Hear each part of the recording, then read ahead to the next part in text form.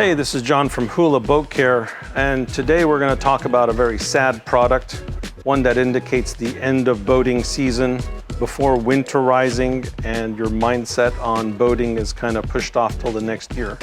But in the meanwhile, how do we protect our investments? Protecting the interior soft surfaces from mold and mildew growing once the boat's under a cover. And with that, we're going to talk about Chill Mold Retardant. It's a very easy to use spray on, spread, and leave on product that leaves a nice light coating with a biocide in it that prevents mold and mildew from growing on surfaces. Very simple to use. On most surfaces that are soft, the product gets sprayed on